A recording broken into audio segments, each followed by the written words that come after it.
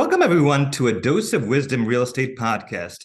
I am your host, David Stein, and today we have the privilege of having on our show Yannick Cudjoe-Virgil.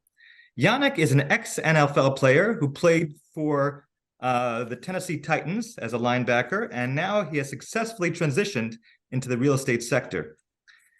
He is now the principal of Merlynn Acquisitions, a Baltimore-based real estate private equity firm focused on value-add opportunistic commercial real estate investments that yield strong risk-adjusted returns. He's also the host of the Mogul Marathon real estate podcast that provides educational content related to real estate. Yannick, thank you again for coming on the show. David, thank you so much. I'm super excited to be here. Okay. All right, so my first question to you is, what's the backstory to how you transitioned from your career in the NFL to your career in real estate? Yeah, so my backstory was a little bit different. As you mentioned, former NFL player, played for the Tennessee Titans. And my story was, unfortunately, I had a career-ending knee injury while I was playing in the NFL, and that really shook me to the core. It, uh, you know, placed me in a position where I was just trying to figure out like what's next, right? Like any other professional athlete. And I tell folks this all of the time, professional athletes are no different from, let's say, a doctor that has worked 15 years, went through medical school, and all of a sudden they're told that they can't be a doctor anymore, right? Right. And so to anyone, it's reasonably a shock to the system. So for Yeah. me, I fortunately fell into real estate by just being introduced to it from a developer, and it was an opportunity for me to create the same lifestyle or similar lifestyle that I had while I was playing in the NFL, which is cash flow and financial freedom. And I found that real estate was the perfect investment vehicle to do so. And, again, fortunately, I was able to transition into, full-time real estate investor where we primarily focus in the Baltimore metro, primarily multifamily, and we're working on moving into the real estate development space as well. Okay. Are there any lessons or nuggets of wisdom that you took from your time in the NFL that you have applied to your real estate investing strategy? Yeah. I would say one of the biggest things that I've learned was this thing that I've really been sinking into my brain of um micro speed, macro patience. And what I mean by that is doing the small steps, taking action every single day, but Right. having the patience to understand that it's a long game, right? And I think how that translates from the NFL is, if you know anyone in the NFL, they'll tell you that it's about the long game, right? The marathon. So it's not a sprint. And I think too many times new investors get into the world of real estate and they try to do the big deal on their first deal, and they want to strike a home run, and they end up losing their shirt, right, or getting into a tough financial situation. And I think that's the worst way that you could really get into the world of real estate. I think the best way to get into it is taking your time, Right. doing the small things, the small necessary things, building your infrastructure and scaling in the most responsible way possible, because real estate is created, or wealth from real estate is created over time. So I think that piece of wisdom has been something that I've been able to translate from the NFL space to the world of real estate. Right. And I guess it's, your NFL career has instilled in you a certain discipline to go after what you want. So, so that's great. So you've had success in raising capital for your real estate investments. What are some tips you can share with our audience on effective capital raising strategies? Yeah. So, I don't want to be cliche and say, like everyone, your net worth, your net worth is your network, and you just have to know people. I would say the best way to describe capital raising is a contact sport. Right. And what I mean by that is, if you are not consistently talking to people or communicating with people or finding a way to connect with people, you will have a hard time raising capital. Right. And that is something that I think, in order for real estate investors to be successful on a larger scale, if you are if you don't have the money, you have to go out there and find a way to raise it. And I think the best advice that I would give to someone who is trying to raise capital, who's trying to raise capital, is understand it is a contact sport, and you have to really figure out like what your niche is. And Right. once you find your niche and you find your voice, or you find your way to network and get that to increase that network, hit it hard, because I think that's the best way to get more contacts, right, to be able to raise the capital. Right. Okay. Do you have any stories of divine providence where you felt that certain unexpected events in your career ended up putting you in a much better position? Yeah, yeah. I would say my first deal, unfortunately, was not a good deal, and it Mhm. was not a good deal not because of the property itself.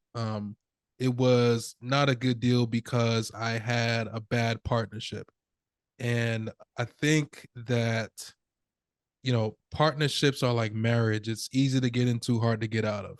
Right. And when people really understand that a partnership is your ability to vet partnerships has a lot to do with your ability to or the success that's going to be out of real estate, if that makes sense, Right. right? So I think for me, when I had that first deal that did not go well because of a bad partnership, Mhm. that really forced me to sit back and really think about who do I want to partner up with, Right. because um, especially when you're raising capital and you're bringing in investors capital, you have a certain amount of care and responsibility that comes with that. And so, we pride ourselves at Merlynn Acquisitions on vetting our partners, making sure that we're aligned, making Mhm. sure that partners know what their responsibilities are. And I think having those conversations up front, Right. leads to a very fruitful partnership on the back end. Right.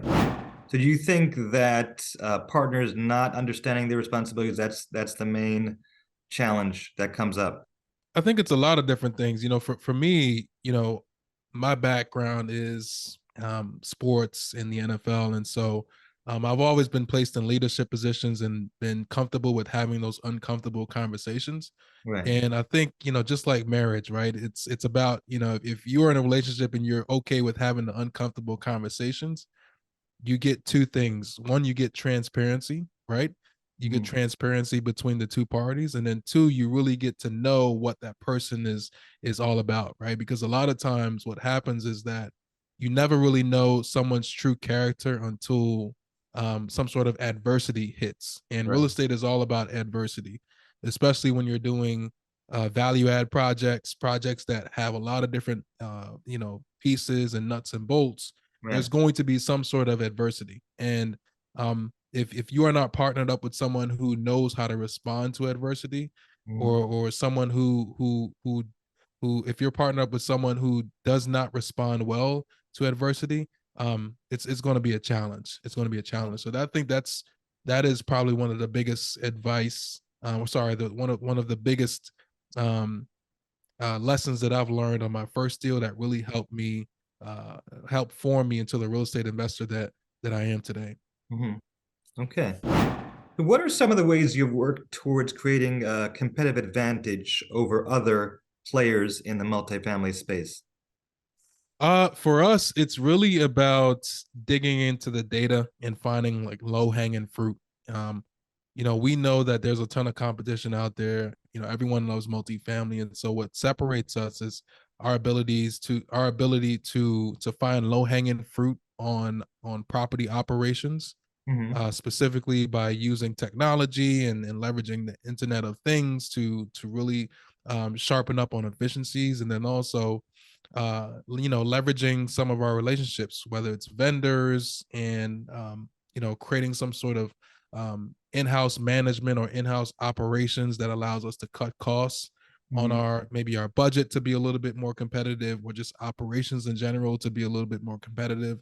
I think in order to win deals today, that is something that you have to be able to do to win deals in a competitive market. I think no longer can you just rely on putting every single number at conservative percentages, or just relying on every single number to be conservative, right? Because the fact is you'll never win a deal.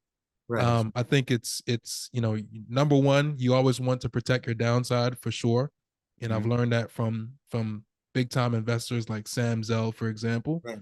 But the reality is, if you want to compete, you've got to put your best foot forward, and so we try to marry that in the best way possible. That allows us to, number one, protect our investors, but then two, make sure that our downside is protected and the upside should take care of itself. Mhm. Okay. What's your viewpoint on the importance of having a mentor? And have you personally had a mentor in your career to guide you? So I would 100% recommend a mentor. I think it's easier to learn from someone who has done it before 100%, and I would advocate if you really find someone that you feel can help you get to the next level or just help you eliminate mistakes. I think you should 100% pay for that person's time. Right. And I say this all the time. Either you learn it from someone or you learn it from a school of hard knocks, right? And if you Exactly. want to, and I promise, any one of your listeners, the school of hard knocks, there's a lot of pain and suffering that comes Yes. with that, right? So I think, I would 100% advocate for finding a mentor.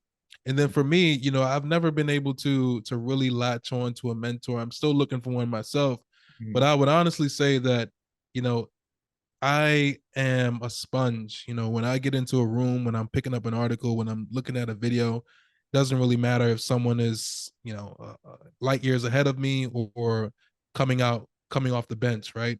I'm a believer that you can learn from anyone at any given time, and so I'm always in a position where I feel like everyone is my mentor, right? I'm learning from other people's situations, I'm learning from articles, I'm learning from videos, and so I'm constantly learning.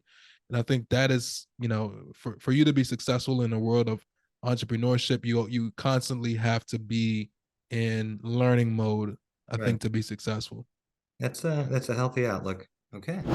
So my final question to you is, what advice would you give someone that is starting out in real estate now? My advice to someone who is starting out in real estate. Oh man. So I would say my biggest advice right now is to just focus on the markets. I think there's a lot of noise out there on, what to do, what not to do on social media. And I think a lot of people, you know, follow a lot of like TikTok investors and Right. people who, have just came into the game and are just putting up, cute videos to get a bunch of likes. I think if you really study the markets and you follow just the fundamentals behind real estate, and if we talk about that as it relates to the multifamily space, we know that cash flow is king, right? If Right. you are buying a property, or if you're, buying properties, just because you're following the trends and you're Right. following articles and you're following, the hot news. I think that's one of the worst ways that you can get into real estate. And I think if you just focus on the markets, focus on the fundamentals, and really dive into that, I think that is a great way to build a good foundation for your real estate journey. So I think to circle back, for someone who is just getting into the real estate space, really focus on the fundamentals behind real estate and just understand that fundamentals always win in the long term, right? You're going to have ups and downs, short term volatility, things are going to happen in the market space, but um, if you're in it for the long haul and you're fundamentally sound, you will always win in real estate. Okay. Um, Very wise advice. Okay, well, thank you again for coming on the show. I really appreciate it. And hopefully we could have you again sometime. Thank you so much. This was a blast. So I really appreciate that. Okay. All right. Take care. Bye.